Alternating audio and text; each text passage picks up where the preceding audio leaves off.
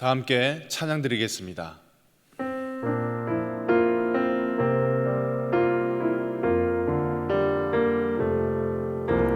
주 나의 모습 보네, 상한 나의 맘 보시네. 주 나의 눈물 안에 홀로 울던 맘 아시네. 주 사랑 내게 있네. 그 사랑이 날 채우네. 주 은혜 내게 있네.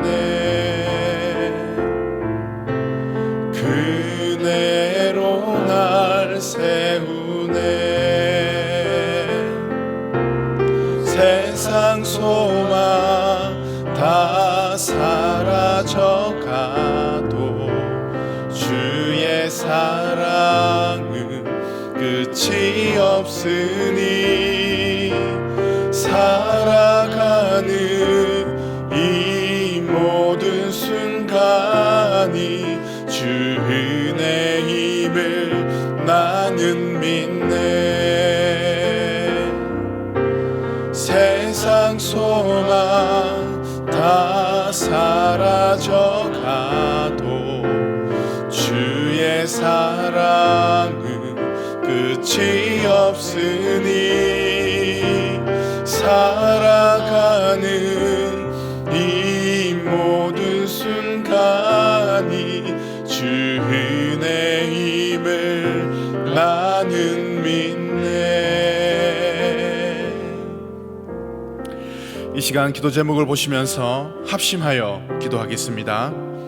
살아계신 하나님 아버지, 하나님을 주인으로 모시고 섬기는 해를 맞아 내가 내 인생의 주인 되었던 것을 회개하며 주인 삼았던 모든 것들을 내려놓고 하나님만을 나의 진짜 주인으로 모시고 살아가게 하옵소서. 그리고 내 인생의 참 주인이신 하나님께 모든 것을 맡기고 순종할 때 책임져 주시고 보호하시며 인도하시는 은혜를 누리며 살아가는 우리 모두가 될 수 있도록 인도하여 주시옵소서. 나라와 이 시대를 지키고 교회와 다음 세대를 지킬 수 있도록 포괄적 차별금지법과 포괄적 성교육을 막아 주옵소서. 이뿐만 아니라 교회를 무너뜨리려고 하는 모든 악한 정책과 시도들이 무너지게 하여 주옵소서. 이 어려운 때에 우리 교회를 이끌어 가시는 담임 목사님을 더 강력하게 붙들어 주시고 코로나 시대를 잘 감당할 수 있는 성령의 지혜를 주시며 주신 사명을 잘 감당하고 사역에 집중할 수 있도록 모든 사단의 공격을 은혜의 불성곽으로 막아 주옵소서. 특별히 건강을 지켜주시고 목사님의 가정을 성령께서 평안케 하옵소서.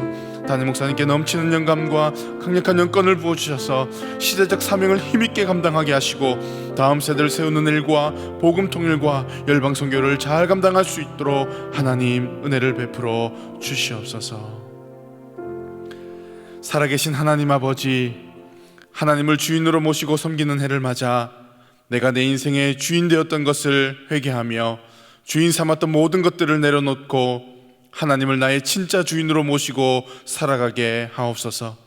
그리고 내 인생의 참 주인이신 하나님께 모든 것을 맡기고 순종할 때 책임져 주시고 보호하시며 인도하시는 은혜를 누리며 살아가게 하옵소서. 나라와 이 시대를 지키고 교회와 다음 세대를 지킬 수 있도록 포괄적 차별금지법과 포괄적 성교육을 막아 주옵소서. 이뿐만 아니라 교회를 무너뜨리려고 하는 모든 악한 정책과 시도들이 무너지게 하여 주옵소서. 이 어려운 때에 우리 교회를 이끌어 가시는 담임 목사님을 더 강력하게 붙들어 주시고 코로나 시대를 잘 감당할 수 있는 성령의 지혜를 주시며 주신 사명을 잘 감당하고 사역에 집중할 수 있도록 모든 사단의 공격을 은혜의 불성곽으로 막아 주옵소서. 특별히 건강을 지켜주시고 목사님의 가정을 성령께서 평안케 하옵소서. 담임 목사님께 넘치는 영감과 강력한 영권을 부어주셔서 시대적 사명을 힘있게 감당하게 하시고 다음 세대를 세우는 일과 복음 통일과 열방 선교를 잘 감당할 수 있게 하옵소서. 이 시간 하나님의 말씀을 듣습니다. 선포되는 말씀이 나를 향한 하나님의 음성으로 들려지는 귀한 시간 되게 하여 주시옵소서. 예수님의 이름으로 기도드립니다. 아멘. 오늘 우리에게 주시는 하나님의 말씀은 창세기 41장 46절로부터 52절의 말씀입니다. 구약성경 64면에 있습니다. 창세기 41장 46절에서부터 52절까지의 말씀을 우리 한 절씩 교독하시고 마지막 절은 함께 읽도록 하겠습니다. 제가 먼저 46절을 읽습니다. 요셉이 애굽 왕 바로 앞에 설 때에 30세라. 그가 바로 앞을 떠나 애굽 온 땅을 순찰하니 7해 풍년에 토지 소출이 심히 많은지라. 요셉이 애굽 땅에 있는 그 7년 곡물을 거두어 각 성에 저축하되 각 성 주위의 밭의 곡물을 그 성 중에 저장하매 저장한 곡식이 바다 모래같이 심히 많아 세기를 그쳤으니 그 수가 한이 없음이었더라. 흉년이 들기 전에 요셉에게 두 아들을 낳되 곧 온 제사장 보디베라의 딸 아스낫이 그에게 낳은지라. 요셉이 그 장자의 이름을 므낫세라 하였으니 하나님이 나로 나의 모든 고난과 나의 아비의 온 집 일을 잊어버리게 하셨다 함이요. 다 같이 읽습니다. 차자의 이름을 에브라임이라 하였으니 하나님이 나로 나의 수고한 땅에서 창성하게 하셨다 함이었더라. 아멘. 오늘 하루도 정말 수고 많으셨습니다. 오늘 예배에 참여한 대형의 모든 가족들에게 하나님께서 큰 은혜를 부어주시기를 축복합니다. 오늘 저는 하나님께 감사할 수 있는 힘, 은혜라는 제목으로 여러분과 함께 은혜를 나누고자 합니다. 요셉이 17살일 때에 꾸었던 두 가지 꿈 내용을 여러분 기억하십니까? 첫 번째 꿈은 밭에서 곡식을 묻고 있었는데 형제들의 곡식단이 요셉의 곡식단에 고개를 숙이는 꿈이었습니다. 두 번째 꿈은 하늘의 해와 달, 별들이 요셉에게 절하는 꿈이었습니다. 우리는 이 꿈이 의미하는 바를 너무나 잘 알고 있습니다.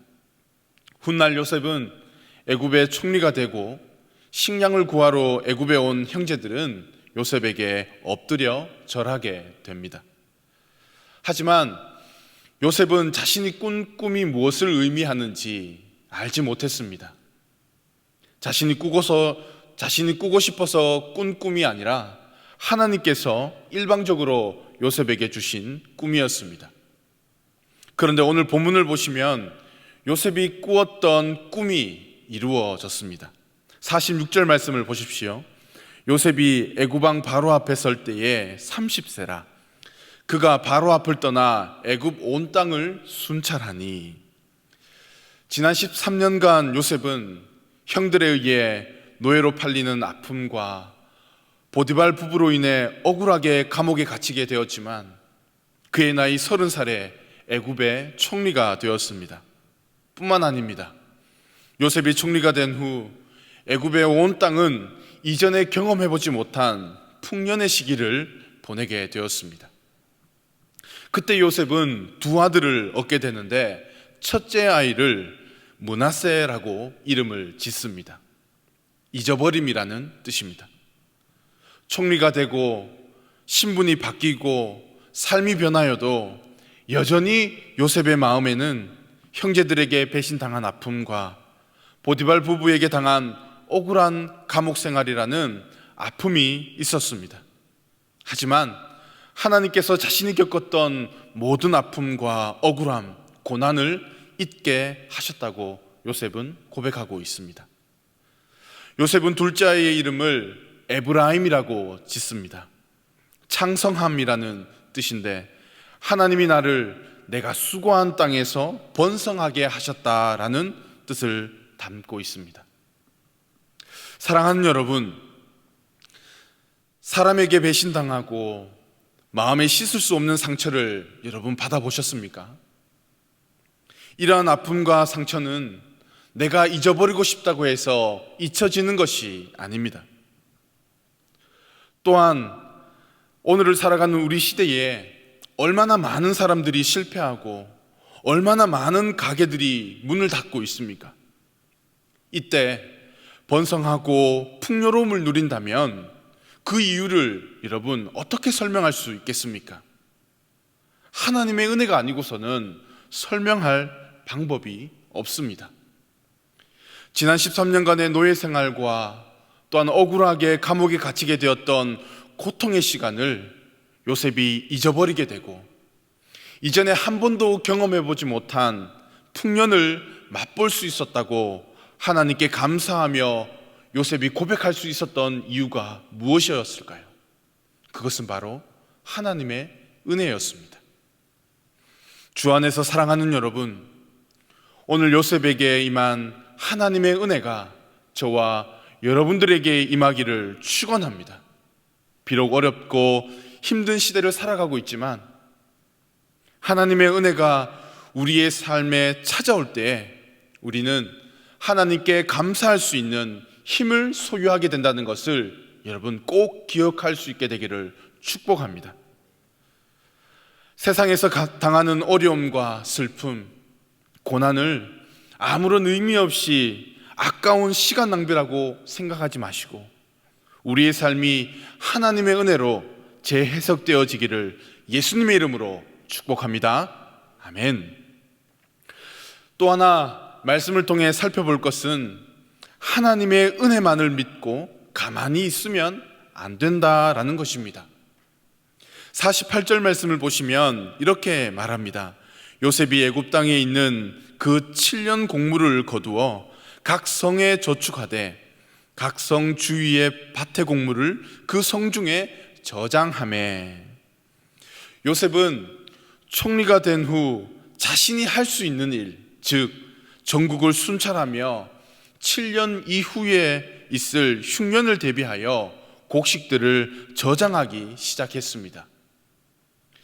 이미 보디발의 집과 왕의 감옥에서 여러 경험을 한 그는 자신이 무엇을 해야 할지 합당한 준비를 하고 있었던 것입니다. 하나님께서 특별히 요셉에게 나타나셔서 이 흉년의 때를 어떻게 준비하라고 세세히 말씀하신 것은 아니지만 이와 같이 하나님이 하시는 일을 믿는 자들은 7년 동안 풍년을 주셨으니까 7년의 흉년도 하나님께서 어떻게 해서든 알아서 하시겠지라고 이렇게 생각해서는 안 된다라는 것입니다. 하나님의 뜻을 안다고 해서 또는 하나님의 선하심을 믿는다고 해서 가만히 있거나 움직이지 않는 것은 여러분 잘못된 행동입니다. 그러므로 하나님의 은혜를 받으며 살아가는 저와 여러분들에게 있어 가장 중요한 것이 무엇일까요? 하나님이 주신 은혜를 잘 이해하고 그것을 잘 관리하는 것, 충성된 마음으로 현재의 일을 기쁨으로 감당하는 것이 무엇보다 중요합니다. 사랑하는 성도 여러분, 풍년의 시기에 즐기지 않고 흉년을 준비하는 것은 때론 어리석어 보일 수 있습니다. 마치 노아가 방주를 만들고 있을 때에 사람들이 그를 향하여 손가락질 했던 것처럼 말입니다. 그러나 은혜의 시기에는 모든 사람이 혜택을 누릴 수 있지만 어려움의 시기에는 하나님의 말씀을 붙잡고 준비하는 자들만이 살 길을 얻을 수 있습니다. 우리가 살아가는 모든 순간이 하나님의 은혜 아래에 있지만 준비하는 자와 준비하지 않는 자의 차이는 하늘과 땅 차이입니다. 요셉은 하나님 안에서 지난날의 모든 고난과 고통의 시간을 바로 은혜의 시각으로 재해석하였습니다. 나를 보내신 것은 당신들이 아니라 하나님이시라고 말입니다. 이것이 오늘을 살아가는 저와 여러분에게 꼭 필요한 하나님의 은혜, 바로 하나님의 은혜의 힘입니다. 주 안에서 사랑하는 성도 여러분, 말씀을 정리하면서 하나님의 은혜가 우리에게 찾아오고 비춰질 때 우리가 하나님께 감사할 수 있는 힘을 소유하게 됩니다. 그러나 하나님의 은혜만을 믿고 가만히 있어서는 안 됩니다. 코로나로 인해 삶에 여러 가지 어려운 일들이 많이 있겠지만 우리가 하나님께 감사할 수 있는 힘은 은혜에서 비롯된다는 것을 여러분 꼭 기억하시기를 바랍니다. 무엇보다 하나님께서 우리에게 주신 은혜를 잘 이해하고 그것을 잘 관리하여서 기쁨으로 우리에게 맡겨주신 그 사명을 잘 감당할 수 있는 우리 대형의 모든 성도들이 되시기를 예수님의 이름으로 축원합니다. 아멘. 말씀을 기억하면서 앞에 나와 있는 기도 제목을 함께 읽으신 후 합심하여 기도하겠습니다.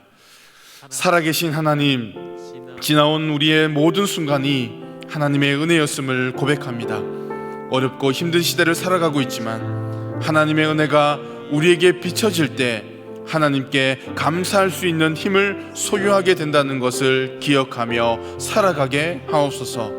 하나님의 은혜만을 믿고 가만히 있는 것이 아니라 우리에게 주신 은혜로 우리의 인생을 잘 해석하고 이해하여 기쁨으로 맡겨진 사명을 잘 감당하게 하옵소서. 함께 기도하겠습니다. 살아계신 하나님 아버지, 감사합니다.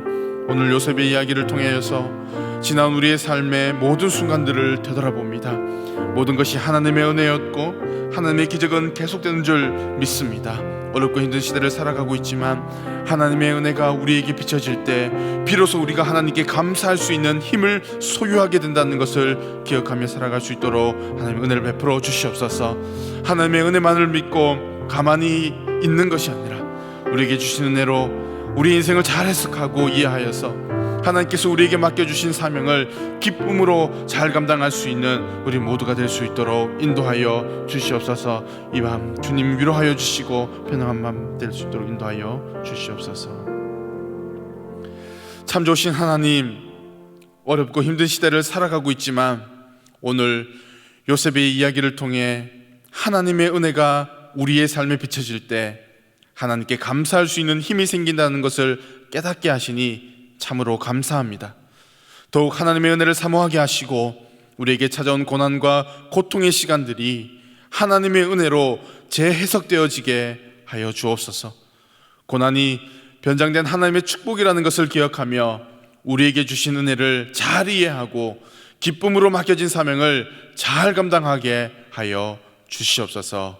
예수님의 이름으로 기도드렸습니다. 아멘. 계속해서 담임 목사님과 교회, 나라와 민족과 선교사님을 위해 기도해 주시고 기도회를 마무리해 주시기 바랍니다.